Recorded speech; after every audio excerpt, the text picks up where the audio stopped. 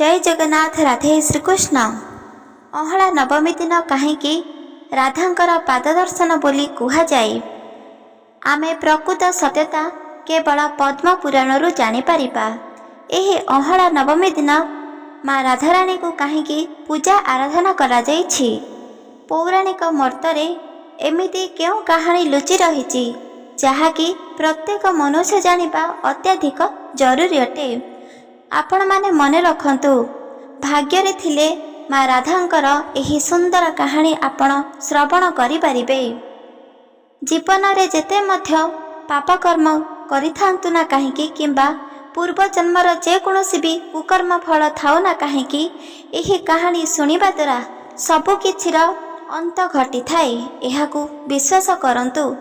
सेथिपई तो कुहा जाउची प्रत्येक मनुष्य जीवनर जेकोसी भी भाग्य को बदलाई दे थाए जदि राधा मांकर एही सुंदर कहानी को श्रवण करती। सेथिपई आपण एहाकू केबे भी भूलंतु नहीं। एहा सत्य वचन।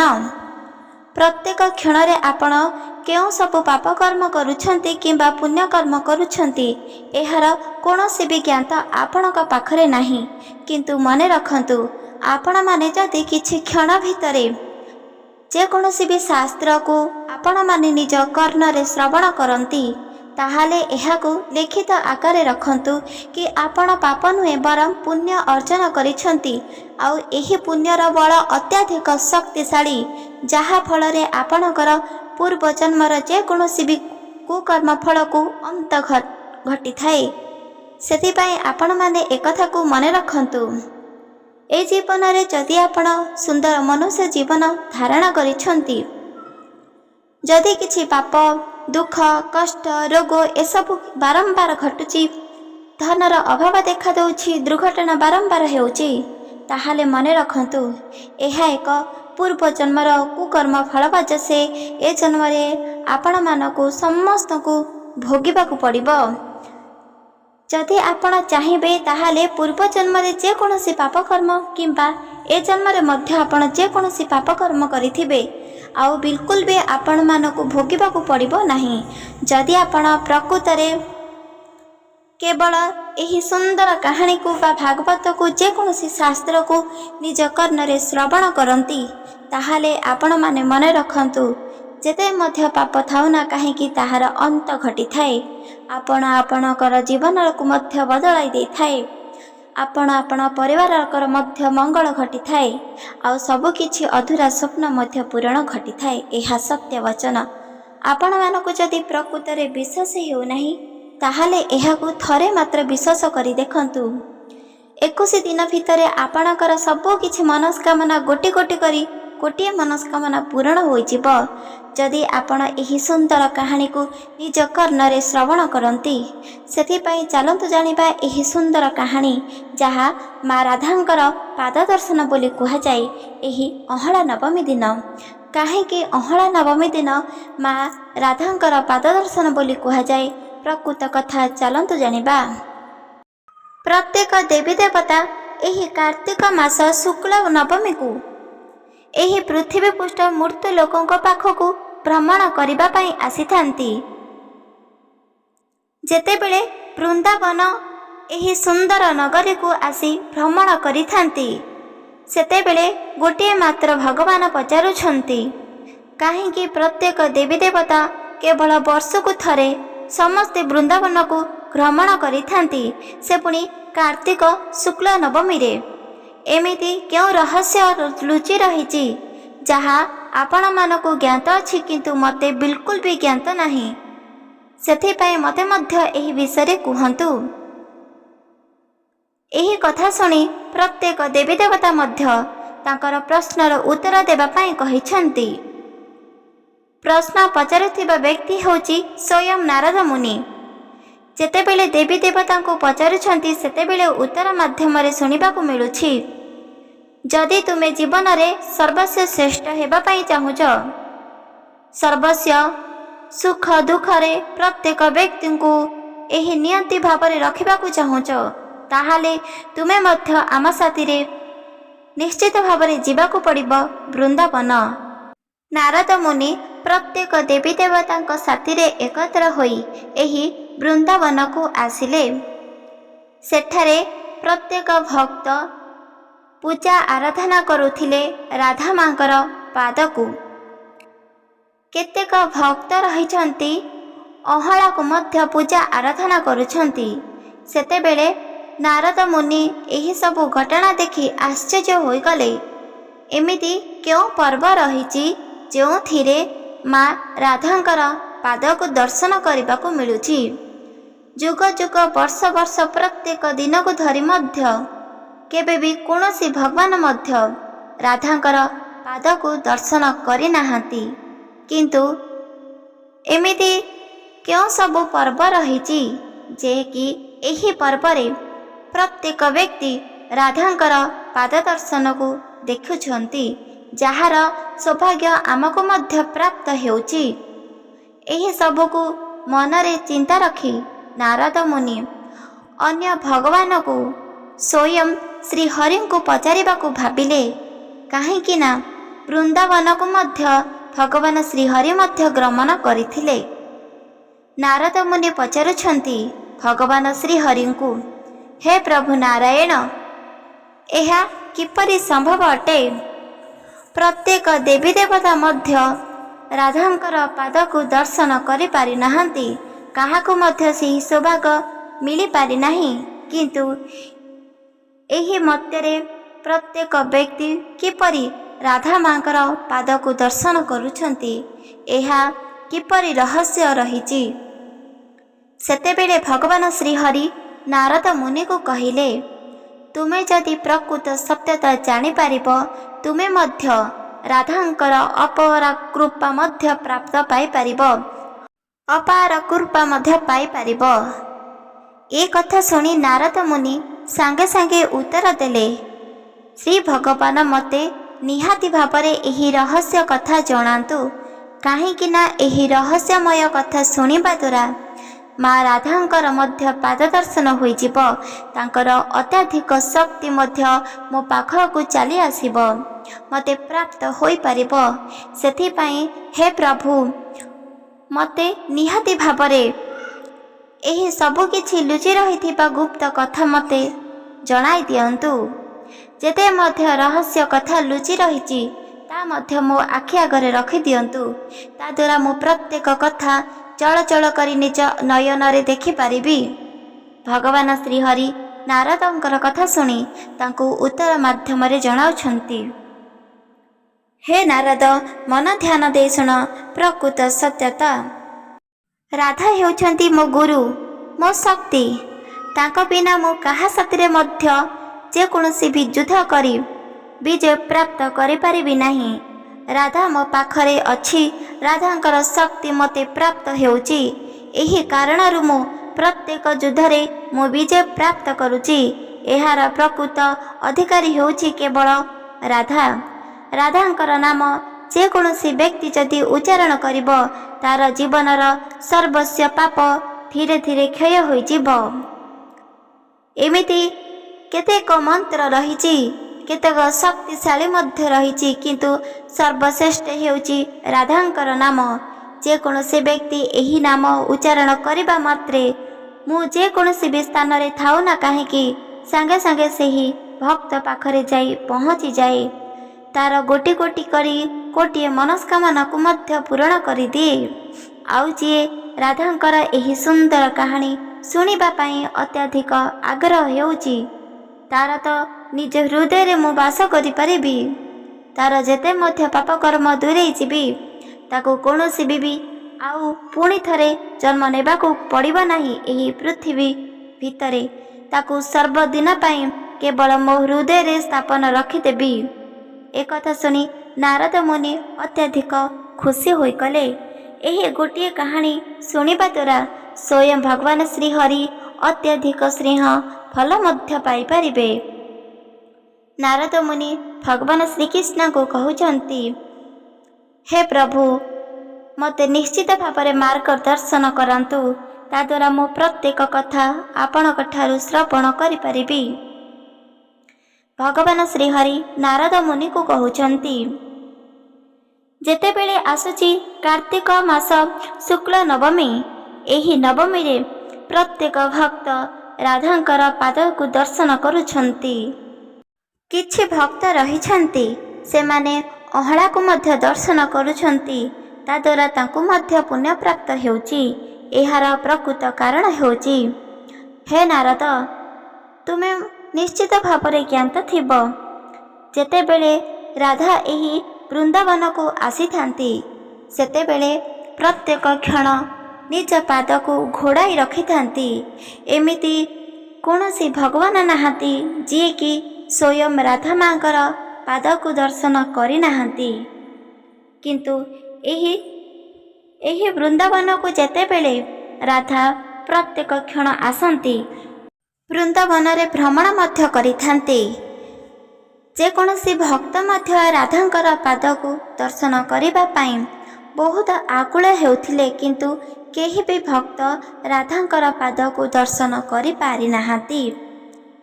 ଦେଖୁ ଦେଖୁ ଅହଳା ନବମୀ ପଡ଼ିଥିଲା, ଯିଏକି ଲକ୍ଷ୍ମୀ ନାରାୟଣକୁ ପୂଜା ଆରାଧନା କରୁଛନ୍ତି। ପ୍ରତ୍ୟେକ ଭକ୍ତ ଅହଳା ବୃକ୍ଷକୁ ମଧ୍ୟ ପୂଜା କରୁଛନ୍ତି। କେବଳ ବୃକ୍ଷରେ ଯେକୌଣସି ବି ଡୋରି ବାନ୍ଧୁଛନ୍ତି ଆଉ ତାଙ୍କର ମନସ୍କାମନା ମଧ୍ୟ ସ୍ଥାପନ କରୁଛନ୍ତି। ତାଦ୍ୱାରା ତାଙ୍କର ସବୁକିଛି ମନସ୍କାମନା ପୂରଣ ମଧ୍ୟ ହୋଇଥାଏ। ଲକ୍ଷ୍ମୀ ନାରାୟଣଙ୍କର ଏକ ସୁନ୍ଦର ରହସ୍ୟମୟ କଥା ମଧ୍ୟ ରହିଛି ପୌରାଣିକ ମତରେ। ସେଥିପାଇଁ ତ ପ୍ରତ୍ୟେକ ଭକ୍ତ ଗୋଟି ଗୋଟି କରି ପ୍ରତ୍ୟେକ ଭକ୍ତ ଲକ୍ଷ୍ମୀ ନାରାୟଣକୁ ପୂଜା ଆରାଧନା କରନ୍ତି। ତାଦ୍ୱାରା ତାଙ୍କ ଜୀବନରେ ଧନର ଅଭାବ କେବେ ବି ରହିବ ନାହିଁ, ସଦା ସର୍ବଦା ଧନ ପ୍ରାପ୍ତ ହେବ। ସେଥିପାଇଁ ତ ଲକ୍ଷ୍ମୀ ନାରାୟଣକୁ ପୂଜା ଆରାଧନା କରିଥାନ୍ତି। ଯଦି ପୁତ୍ର କିମ୍ବା ଯେକୌଣସି ବି ସନ୍ତାନ ଆବଶ୍ୟକତା ରହିଛି, ତା ମଧ୍ୟ ତାଙ୍କର ସବୁକିଛି ମନସ୍କାମନା ପୂରଣ ହୋଇଥାଏ। ସେଥିପାଇଁ ତ ଏହି ଅହଳା ବୃକ୍ଷକୁ ସେମାନେ ପୂଜା ଆରାଧନା କରୁଛନ୍ତି। କିନ୍ତୁ ଗୋଟିଏ ଦିନ ଏମିତି କିଛି ଘଟଣା ଘଟିଥିଲା। ସେହି ଦିନଠାରୁ ପ୍ରତ୍ୟେକ ଭକ୍ତ କେବଳ ଅହଳା ବୃକ୍ଷକୁ ନୁହଁ, ବରଂ ଅହଳା ପତ୍ରକୁ ଆଉ ସ୍ୱୟଂ ଅହଳା ଫଳ ମଧ୍ୟ ପବିତ୍ର ହୋଇଗଲା। ଆଉ ସେହି ଦିନଠାରୁ ଯଦି ବୃକ୍ଷ ନ ମିଳୁଛି, ତାହେଲେ ଅହଳା ଫଳକୁ କିମ୍ବା ତାର ପତ୍ରକୁ ମଧ୍ୟ ପୂଜା ଆରାଧନା କରୁଛନ୍ତି। ସେତିକି ପୁଣ୍ୟ ପ୍ରାପ୍ତ ହୋଇଥାଏ ଯେତିକି ରାଧାଙ୍କର ପାଦକୁ ଦର୍ଶନ କରାଯାଏ। ସେତିକି ପୁଣ୍ୟ ଅପାର ମିଳିଥାଏ ଯେତିକି ପୂଜା ପାଠ ଉପବାସ ବ୍ରତ କରିଲେ। ସେଥିପାଇଁ ତ ପ୍ରତ୍ୟେକ ଭକ୍ତମାନେ ଏହାକୁ ନିଷ୍ଠାର ସହିତ ମନେ ରଖୁଛନ୍ତି। ଏବେ ମନେ ରଖନ୍ତୁ ପ୍ରକୃତ କଥା। ପ୍ରତ୍ୟେକ ଦିନ ରାଧା ଏହି ବୃନ୍ଦାବନକୁ ଭ୍ରମଣ କରିବାକୁ ଆସନ୍ତି। ଯେତେବେଳେ ସେମାନେ ପ୍ରତ୍ୟେକ ସଖୀଙ୍କ ସାଥିରେ ଆସନ୍ତି, ତାଙ୍କେ ଲେହେଙ୍ଗା ପିନ୍ଧିଥାନ୍ତି। ଲେହେଙ୍ଗା ଦ୍ୱାରା ତାଙ୍କର କୌଣସି ବି ଚରଣ ଦେଖାଯାଇନଥାଏ। ସାକ୍ଷୀ ଗୋପାଳ ପାଖରେ ମା ରାଧା ଓଟର ଭାର ନେଇ ପ୍ରତ୍ୟେକ ବୃନ୍ଦାବନ ମନ୍ଦିରକୁ ଭ୍ରମଣ କରିବାକୁ ଆସନ୍ତି। ଯେକୌଣସି ବି ମଧ୍ୟ ଭାର କେବଳ ଓଟ ଉପରେ ଭାର କରି ଆସିଥାନ୍ତି। ଶ୍ରୀ ରାଧା ପ୍ରତ୍ୟେକ ଭକ୍ତଙ୍କର ମନସ୍କାମନା ମଧ୍ୟ ରଖିଥାନ୍ତି, ଯାହାଦ୍ୱାରା କି ପ୍ରତ୍ୟେକ ଭକ୍ତଙ୍କର କୌଣସି ଦୁଃଖ କିମ୍ବା ରୋଗ ମଧ୍ୟ ରହିନଥାଏ। ଏହା ସତ୍ୟ ଅଟେ। କିନ୍ତୁ ଗୋଟିଏ ଦିନ ଅହଳା ବୃକ୍ଷକୁ ପୂଜା ଆରାଧନା କରିବାର ପଡ଼ିଥିଲା ବିଧି ବା ପର୍ବ। ସେଦିନ ପ୍ରତ୍ୟେକ ଭକ୍ତମାନେ ଅହଳା ବୃକ୍ଷକୁ ପୂଜା ଆରାଧନା କରୁଥିଲେ। ମା ରାଧା ଯେତେବେଳେ ସାକ୍ଷୀ ଗୋପାଳରେ ପୂଜା ପାଉଥିଲେ, ସେତେବେଳେ ତାଙ୍କର ସାଙ୍ଗେ ସାଙ୍ଗେ ଗୋଟିଏ କଥା ଜ୍ଞାତ ହେଲା କି ତାଙ୍କେ ସାକ୍ଷୀ ଗୋପାଳରୁ ବୃନ୍ଦାବନକୁ ଆସିବାକୁ ଆଗ୍ରହ ହେଲେ। ସେହି ସମୟରେ ତାଙ୍କେ କୌଣସି ଲେହେଙ୍ଗାକୁ ପରିଧାନ କରିନଥିଲେ। ସେଥିପାଇଁ ତାଙ୍କେ ନିଜର ଖାଲି ଚରଣରେ କୌଣସି ବି ଜିନିଷ ପରିଧାନ କରିନଥିଲେ କି ଲେହେଙ୍ଗା ମଧ୍ୟ ପିନ୍ଧିନଥିଲେ। ସେତେବେଳେ ରାଧା ମା କାକ୍ଷ୍ୟା ବୋଲି ଗୋଟିଏ ବସ୍ତ୍ରକୁ ପରିଧାନ କରିଥିଲେ। ସେତେବେଳେ संपूर्ण भावरे तांकर पादकु दर्शन करिहेब। संपूर्ण भावरे पाद मध्य तांकर देखाजिब। ସେହି ସମୟରେ ସାକ୍ଷୀ ଗୋପାଳରୁ ବାହାରି କାହାକୁ ମଧ୍ୟ ନ ଦେଖି ସାଙ୍ଗେ ସାଙ୍ଗେ ବୃନ୍ଦାବନକୁ ଆସିବା ପାଇଁ ବାହାରିଥିଲେ। ପ୍ରତ୍ୟେକ ଭକ୍ତ ସେହି ସମୟରେ ଅଁଳା ବୃକ୍ଷକୁ ପୂଜା ଆରାଧନା କରୁଥିଲେ। ଅଁଳା ବୃକ୍ଷରେ ଯେତେ ମଧ୍ୟ ଅଁଳା ଫଳ ରହିଛି, ଅଁଳା ଡାଳ କିମ୍ବା ପତ୍ର ରହିଛି, ସମ୍ପୂର୍ଣ୍ଣ ଭାବରେ ରାସ୍ତାରେ ପଡ଼ିଥିଲା। ସେହି ସମୟରେ ରାଧା ଅତ୍ୟଧିକ ବହୁତ ଖୁସି ଆନନ୍ଦ ହୋଇ ବୃନ୍ଦାବନକୁ ଭ୍ରମଣ କରିବା ପାଇଁ ବହୁତ ଜଲ୍ଦି ଆସୁଥିଲେ। ସେହି ସମୟରେ ଗୋପାଳ ସାକ୍ଷୀ ଗୋପାଳରୁ ବାହାରି ବୃନ୍ଦାବନକୁ ଆସିବା କ୍ଷଣି ତାଙ୍କର ଚରଣ କେବଳ ଅଁଳାର ଫଳ, ଅଁଳା ବୃକ୍ଷର ଛାଇ, ଅଁଳାର ପତ୍ର ଆଉ ଡାଳରେ ତାଙ୍କ ଚରଣ ବାଜି ବାଜି ଯାକେ ସମ୍ପୂର୍ଣ୍ଣ ଭାବରେ ବୃନ୍ଦାବନ ନଗରକୁ ଗମନ କରୁଥିଲେ। ସେତେବେଳେ ପ୍ରତ୍ୟେକ ଭକ୍ତ ମାଙ୍କର ଏହି ପାଦକୁ ଦର୍ଶନ କରିଲେ। ତାଙ୍କେ ତ ଧନ୍ୟ ହୋଇଗଲେ। ଆଉ ତାଙ୍କେ ସାଙ୍ଗେ ସାଙ୍ଗେ ଆସି ତାଙ୍କର ପାଦ ପକାଇଥିବା ସ୍ଥାନକୁ ପ୍ରଣାମ ମଧ୍ୟ କରିଲେ। ବୃନ୍ଦାବନରେ ରହିଥିବା ବୃନ୍ଦାବନ ନଗରର ବ୍ୟକ୍ତିଗଣ ସମ୍ପୂର୍ଣ୍ଣ ବ୍ୟକ୍ତି ଆସି ସେହି ଅଁଳାରେ ପାଦ ଲାଗିଥିବା ଯୋଗୁଁ ଅଁଳା ଫଳକୁ, ଅଁଳା ଗଛ ଛାଇଙ୍କୁ, ଅଁଳା ପତ୍ରକୁ, ଡାଳକୁ ସ୍ପର୍ଶ କରି ମନସ୍କାମନା ମାଗୁଥିଲେ। ହେ ମା, ଆପଣଙ୍କର ପାଦକୁ ପୁଣି ଥରେ ଆମେ ଦର୍ଶନ କରିବୁ। ଅତ୍ୟଧିକ ଚମତ୍କାର ଥିଲା ସେହି ପାଦ, ଯାହା ଏ ଦୁନିଆରେ କୌଣସି ବି ଚମତ୍କାର ବସ୍ତୁ ବା ଜିନିଷ ନାହିଁ, ଯାହା ଆମେ କେବେ ବି ଦେଖିପାରିନାହୁଁ। ହେ ମା, ପୁଣି ଥରେ ଆପଣଙ୍କର ଏହି ଚରଣକୁ ଦେଖିବାର ସୌଭାଗ୍ୟ ଆମକୁ ପ୍ରାପ୍ତ ହେଉ। ଏମିତି ଭାବରେ କୌଣସି ଭକ୍ତ ମାଙ୍କର ପାଦକୁ ଦର୍ଶନ କରିବା ପାଇଁ ମନସ୍କାମନା ରଖୁଥିଲେ। ଆଉ କୌଣସି ଭକ୍ତ ତ ତାଙ୍କ ଘରରେ ଯେକୌଣସି ବି ଦୁଃଖ କଷ୍ଟକୁ ଅନ୍ତ କରିବା ପାଇଁ ମାଙ୍କ ପାଖରେ ମିନତି କରୁଥିଲେ। ସେହି ସମୟରେ ଆଉ କୌଣସି ଭକ୍ତ ମଧ୍ୟ ମାଙ୍କୁ ସନ୍ତାନ ପ୍ରାପ୍ତି କରିବା ପାଇଁ ମାଙ୍କୁ ମଧ୍ୟ କ୍ରନ୍ଦନ କରି ମାଗୁଥିଲେ। କିଛି ଭକ୍ତ ଅଛନ୍ତି ସେମାନେ ପୁତ୍ର ମାଗୁଥିଲେ, କିଛି ଭକ୍ତ ଅଛନ୍ତି ସେମାନେ ସନ୍ତାନ ମାଗୁଥିଲେ। ମା ସମସ୍ତଙ୍କର ମନସ୍କାମନା ଜାଣିଲେ, ବୃନ୍ଦାବନକୁ ଭ୍ରମଣ କରିଲେ। ସାକ୍ଷୀ ଗୋପାଳରେ ପୂଜା ପାଉଥିବା ଭଗବାନ ଶ୍ରୀହରିଙ୍କର ଅତ୍ୟନ୍ତ ପ୍ରିୟ ମିଠା, ଯେମିତି ଆପଣମାନେ ଜାଣିଥିବେ ପ୍ରତ୍ୟେକ ପର୍ବପର୍ବାଣୀରେ ପ୍ରତ୍ୟେକ ଭୁବନରେ ବନାଯାଉଛି ସେମିତିକା ଦ୍ରବ୍ୟ। ସେହି ଦ୍ରବ୍ୟ ହେଉଛି ଅତ୍ୟଧିକ ସ୍ୱାଦିଷ୍ଟ କ୍ଷୀରିକୁ ପ୍ରସ୍ତୁତ କରି ମା ରାଧାରାଣୀ ସେହି ବୃନ୍ଦାବନ ଭବନକୁ ଆସି ଭଗବାନ ଶ୍ରୀକୃଷ୍ଣଙ୍କ ପାଖରେ ଅର୍ପଣ କରୁଥିଲେ। ସେହି କାରଣରୁ ସେଦିନ ପ୍ରତ୍ୟେକ ଭକ୍ତ ଜାଣିପାରିଲେ ଯେଉଁ ଦ୍ରବ୍ୟ ଅତ୍ୟଧିକ ସ୍ୱାଦିଷ୍ଟ ଆଉ ମଧୁର, ସେହି ବ୍ୟଞ୍ଜନ କେବଳ ରାଧାରାଣୀ ବନାଉଛନ୍ତି କେବଳ ଭଗବାନ ଶ୍ରୀକୃଷ୍ଣଙ୍କ ପାଇଁ। ସେହି ଦିନଠାରୁ ପ୍ରତ୍ୟେକ ଭକ୍ତ ଶ୍ରୀକୃଷ୍ଣଙ୍କୁ ପୂଜା କରିବା ସାଙ୍ଗେ ସାଙ୍ଗେ ରାଧାମାଙ୍କର ପାଦ ଦର୍ଶନ ବୋଲି କରିଥାନ୍ତି କେବଳ ଏହି ଅଁଳା ବୃକ୍ଷରେ, ଅଁଳା ପତ୍ର କିମ୍ବା ଅଁଳା ଫୁଲରେ। ମାନ୍ୟତା ଅନୁଯାୟୀ ଯେକୌଣସି ବ୍ୟକ୍ତି ଯଦି ରାଧାମାଙ୍କର ପାଦକୁ ଦର୍ଶନ କରିପାରୁନାହାନ୍ତି, ତାହେଲେ ସେମାନେ ଯଦି ଅଁଳା ବୃକ୍ଷ, ପତ୍ର, ଫୁଲ କି ଡାଳ କିମ୍ବା ବୃକ୍ଷ ବା ଫଳ ଯେକୌଣସି ବି ଅଁଳାର ଥାଉ ନା କାହିଁକି, ସେଦିନ ପୂଜା କରିବା ଦ୍ୱାରା ସ୍ୱୟଂ ମା ରାଧାରାଣୀଙ୍କର ପାଦ ଦର୍ଶନ ସହିତ ସମାନ ହୋଇଥାଏ। ପ୍ରତ୍ୟେକ ଭକ୍ତମାନେ ଜାଣିଛନ୍ତି ଏହି ସୁନ୍ଦର ତଥ୍ୟ।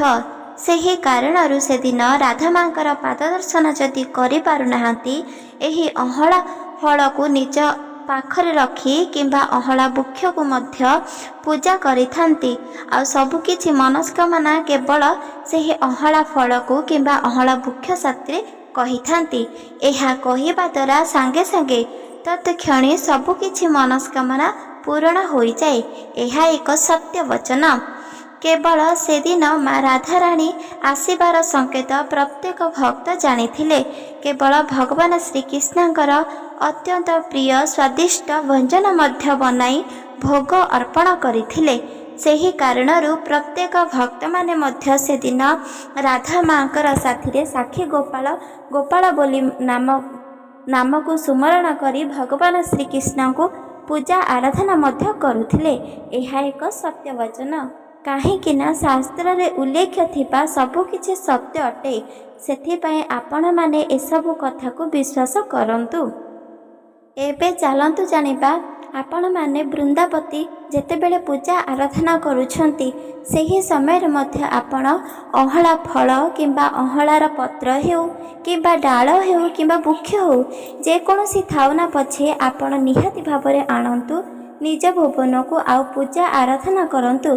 ଏହାର ଯାହା ବି କିଛି ପୁଣ୍ୟ ଫଳ ଆପଣଙ୍କୁ ସାଙ୍ଗେ ସାଙ୍ଗେ ପ୍ରାପ୍ତ ହୋଇପାରିବ। ଏହା ମିଥ୍ୟା ନୁହଁ, ସତ୍ୟ ବଚନ ଅଟେ। ଆପଣ ସେଦିନ ଅଁଳା ବୃକ୍ଷ ଚାରିପଟେ ନିହାତି ଭାବରେ ଆପଣ ପରିକ୍ରମା କରନ୍ତୁ ଆଉ ଆପଣଙ୍କର ମନସ୍କାମନାକୁ ସ୍ଥାପନ କରନ୍ତୁ। ସେଦିନ ଆପଣଙ୍କ ଭୁବନରେ ଯେଉଁ ଜାଗାରେ ଭଗବାନଙ୍କୁ ରଖିଛନ୍ତି, ଯେକୌଣସି ମୂର୍ତ୍ତି କିମ୍ବା ଫଟୋକୁ ପୂଜା କରୁଛନ୍ତି, ସେହି ପାଖରେ ଆପଣ ଗୋଟିଏ ଅଁଳାକୁ ଫଳକୁ ନିଶ୍ଚିତ ଭାବରେ ରଖନ୍ତୁ। ସେ ଗୋଟିଏ ଦିନ ଆପଣ ପୂଜା କରନ୍ତୁ, ଏହାର ମହିମା ଆପଣଙ୍କୁ ନିଶ୍ଚିତ ଭାବରେ ପ୍ରାପ୍ତ ହେବ। ଏହା ମିଥ୍ୟା ନୁହଁ, କାହିଁକି ନା ଶାସ୍ତ୍ରରେ ଉଲ୍ଲେଖ ଥିବା ସବୁକିଛି ସତ୍ୟ ଅଟେ। ଆପଣମାନଙ୍କୁ ଯଦି ବିଶ୍ୱାସ ହେଉନାହିଁ, ତାହେଲେ ଥରୁଟିଏ ଏହାକୁ ବିଶ୍ୱାସ କରି ଦେଖନ୍ତୁ। କାହିଁକି ନା ଯେତେ ମଧ୍ୟ ଆର୍ଥିକ ସମସ୍ୟା ରହିଛି ତା ମଧ୍ୟ ଦୂରେଇ ଯାଇଥାଏ। ଏହାକୁ ଆପଣ ନିଶ୍ଚିତ ଭାବରେ କରନ୍ତୁ, ଭୁଲନ୍ତୁ ନାହିଁ। କେବଳ ଗୋଟିଏ ଦିନ, ସେଦିନ ଏହା କରିବା ସାଙ୍ଗେ ସାଙ୍ଗେ ଆପଣଙ୍କ ଜୀବନରେ ଆପଣଙ୍କର ଭାଗ୍ୟ ବଦଳିବା ସାଙ୍ଗେ ସାଙ୍ଗେ ରାଧାମାଙ୍କର ପାଦ ଦର୍ଶନ ବୋଲି ହୋଇଯାଏ। ଏହାଦ୍ୱାରା ଆପଣଙ୍କର ଜନ୍ମ ଜନ୍ମତର ପାପ ମଧ୍ୟ ଧୋଇ ହୋଇଯାଏ। ଦ୍ୱିତୀୟରେ ହେଉଛି ଆର୍ଥିକ ସମସ୍ୟା ମଧ୍ୟ ଦୂରେଇଯିବ। ଲକ୍ଷ୍ମୀ ନାରାୟଣଙ୍କ ଆଶୀର୍ବାଦ ଦୟାରୁ ଆପଣଙ୍କ ଜୀବନରେ ସଦାସର୍ବଦା ଧନ ସମ୍ପତ୍ତିର କେବେ ବି କମ ଦେଖାଦେବ ନାହିଁ। ଏହା ସତ୍ୟ ଅଟେ। ଆପଣମାନେ ଏହି ଗୋଟିଏ ଦିନକୁ ହାତଛଡ଼ା ବିଲକୁଲ ବି ମଧ୍ୟ କରନ୍ତୁ ନାହିଁ। ଥରୁଟିଏ ମାତ୍ର ଏହାକୁ ବିଶ୍ୱାସ କରନ୍ତୁ, ନିଜେ ମଧ୍ୟ ଆପଣ ଚେଷ୍ଟା କରି ଦେଖନ୍ତୁ। ସବୁକିଛି ଆପଣଙ୍କର ମନସ୍କାମନା ଧୀରେ ଧୀରେ କରି ସମ୍ପୂର୍ଣ୍ଣ ଭାବରେ ପୂରଣ ହୋଇପାରିବ। ଏହା ସତ୍ୟ ଅଟେ। ଆପଣମାନଙ୍କୁ ଏହି କଥା କିପରି ଲାଗିଲା କମେଣ୍ଟ ମାଧ୍ୟମରେ ନିଶ୍ଚିତ ଭାବରେ ଜଣାଇ ପାରିବେ। ଏହି ଭିଡ଼ିଓ ଯଦି ଆପଣମାନଙ୍କୁ ଭଲ ଲାଗିଛି, ଚ୍ୟାନେଲକୁ ସବସ୍କ୍ରାଇବ୍ କରିଦିଅନ୍ତୁ, ଲାଇକ୍ କରିଦିଅନ୍ତୁ, କମେଣ୍ଟ କରିଦିଅନ୍ତୁ। ରହୁଛି ଜୟ ଜଗନ୍ନାଥ, ଜୟ ମା ଲକ୍ଷ୍ମୀ, ଜୟ ଶ୍ରୀକୃଷ୍ଣ, ରାଧେ ରାଧେ।